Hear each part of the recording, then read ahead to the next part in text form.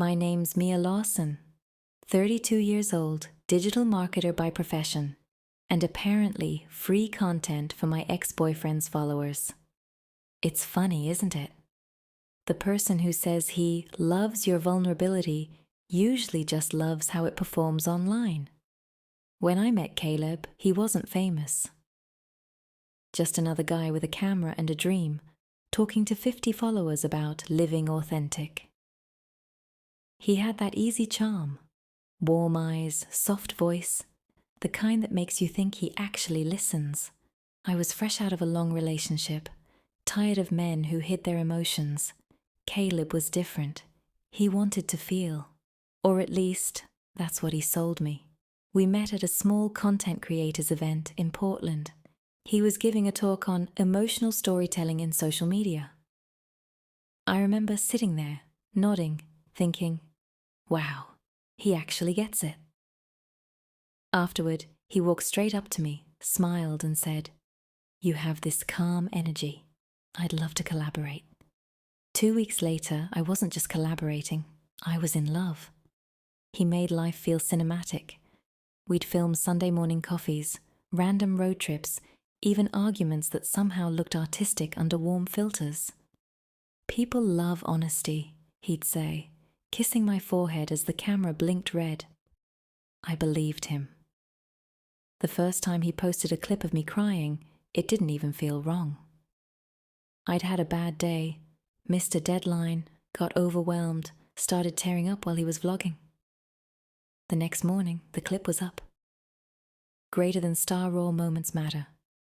Relationships aren't always perfect.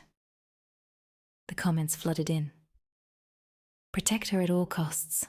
She's so real." Couple goals. And I thought, maybe he's right. Maybe this is what modern love looks like. Messy, transparent, honest. But then, the boundaries started blurring. He'd film me when I wasn't ready. While I was waking up, while I was cooking, while I was pacing the apartment trying not to break down. "Relax, babe," he'd laugh. "It's content, not surveillance." He'd say things like, "You look prettier when you're upset," and I'd laugh it off, pretending it was a joke. But it wasn't. He meant it.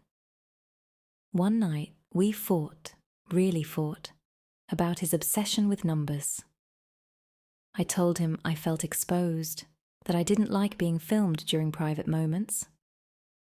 He looked at me with that performative sadness influencer's master and said, "You're overthinking.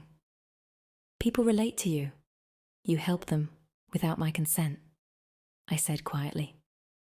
He smiled, soft, patronizing, and said, "Consent is implied when you're with me."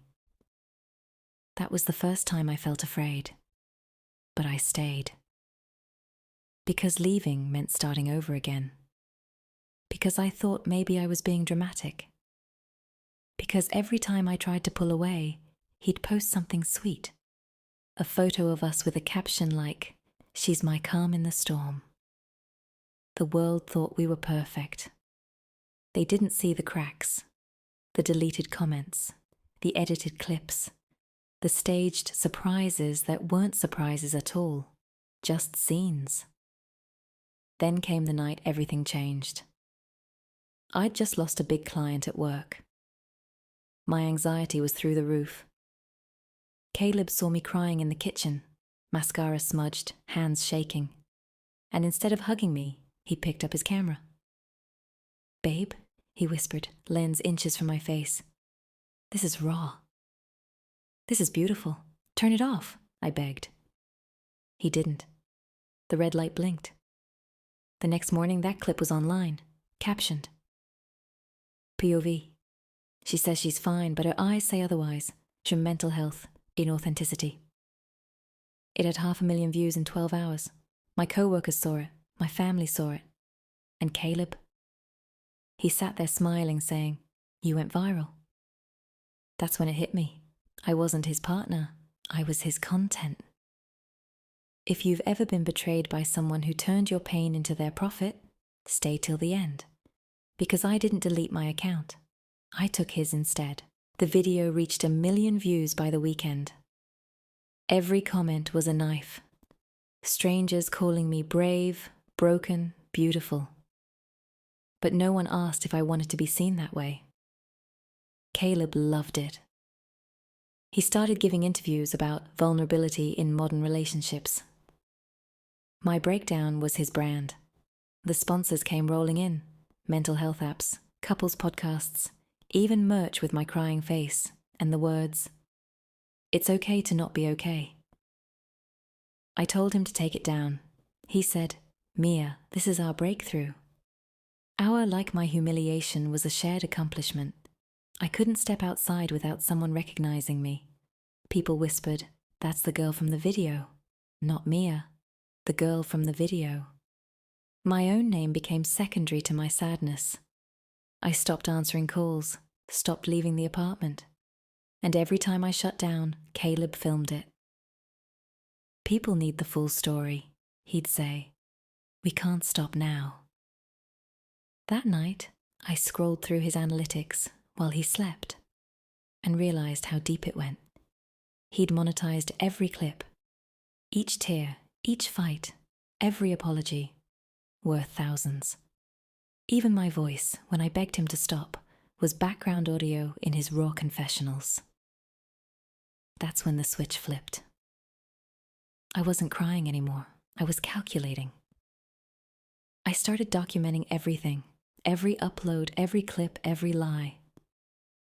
I learned his posting schedule, his sponsorship agreements, even his passwords. He used the same base for everything.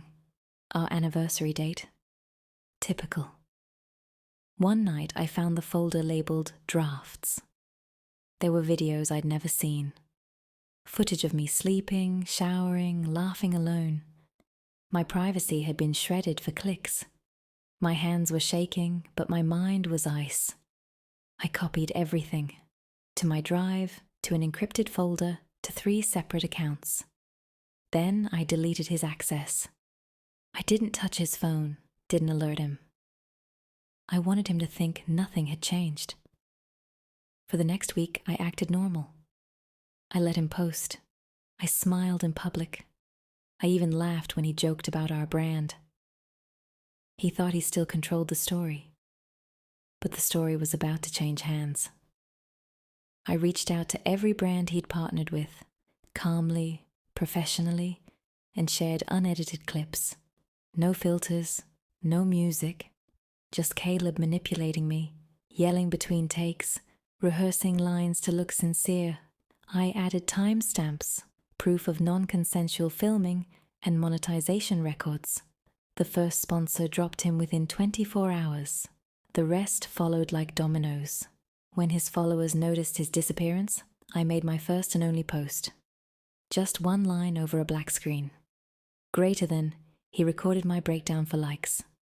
I recorded what happened after. Then I uploaded the truth. Unedited. Uncut. His raw turned real. By morning, Caleb wasn't trending for love anymore. He was trending for exposure.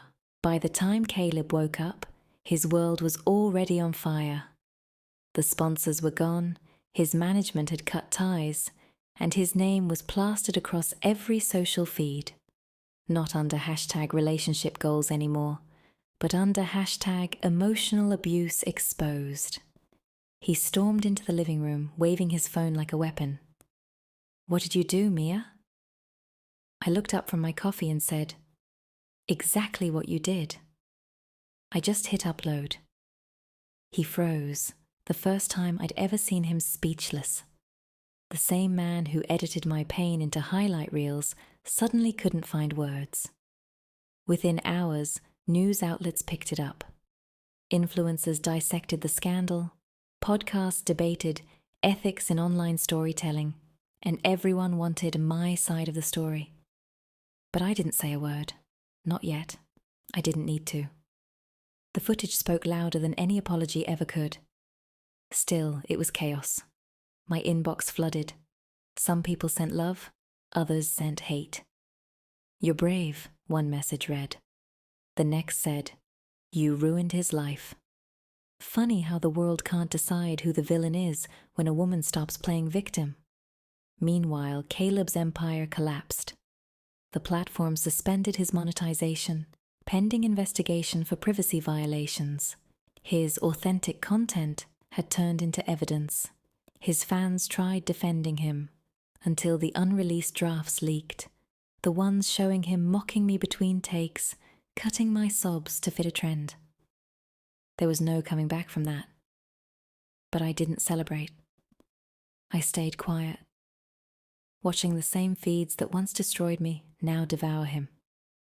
It wasn't joy I felt. It was clarity. 3 days later, I walked back into the same cafe where he'd filmed our first anniversary vlog. The barista, the same one from the video, recognized me immediately. "You're Mia, right?" "The one who..." I smiled faintly. "Yeah." "The one who stopped apologizing." That afternoon, I opened a new channel. No drama, no crying, no filters. Just one video titled, "Reclaiming the Narrative." In it, I didn't talk about Caleb. I talked about boundaries, about what it means to live in a world where pain gets clicks.